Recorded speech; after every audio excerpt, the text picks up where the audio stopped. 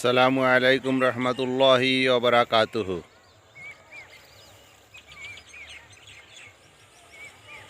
আমি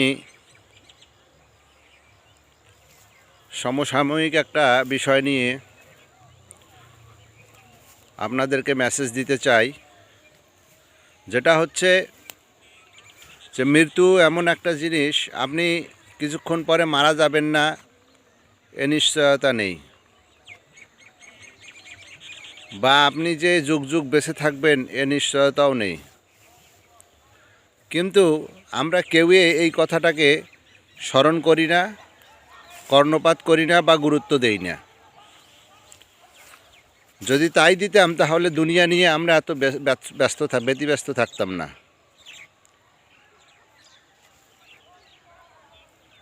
রসুল সাল্লাল্লাহু আলাইহি সাল্লামকে জিজ্ঞেস করা হয়েছিল, ইয়া রাসূলুল্লাহ, সবচাইতে বুদ্ধিমান কে? রসুল সাল্লাল্লাহু আলাইহি সাল্লাম উত্তর দিয়েছেন যে সবচাইতে বুদ্ধিমান হলো ওই ব্যক্তি যে বেশি বেশি মৃত্যুর কথা স্মরণ করে এবং মৃত্যুর পরবর্তী জীবনের জন্য উত্তম রূপে প্রস্তুতি গ্রহণ করে। সুবহানাল্লাহ, সেই হলো সর্বাধিক বুদ্ধিমান। আমরা মৃত্যুর কথা একটুও স্মরণ করি না, মৃত্যুকে গুরুত্ব দেই না, মৃত্যুর কথা মনে প্রাণে বিশ্বাসও করি না, যার কারণে আজকে আমরা দুনিয়ার ধন সম্পদ, টাকা পয়সা, লোভ লালসা, পদমর্যাদা নিয়ে ব্যতিব্যস্ত হয়ে আছি। সূরা রাদের 11 নম্বর আয়াতে আল্লাহ তাআলা বলেছেন যে আমি ততক্ষণ কোনো জাতি, গোষ্ঠী বা সম্প্রদায়ের ভাগ্যের পরিবর্তন করি না যতক্ষণ না তারা নিজেরাই নিজেদের ভাগ্য পরিবর্তনের চেষ্টা করে। অর্থাৎ আল্লাহ তাআলা কখনোই আসমান থেকে সরাসরি কোনো মানুষকে হিদায়াত দেন না। এই আয়াতের দ্বারা তাই প্রমাণিত হয়।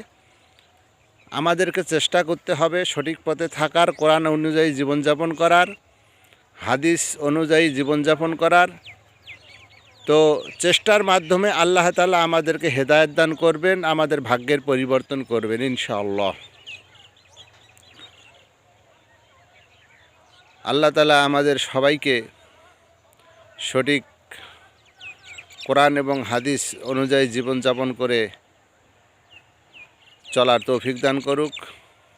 আমা তৌফিক ইল্লা বিল্লাহ। আসসালামু আলাইকুম রহমতুল্লাহি ওয়া বারাকাতুহু।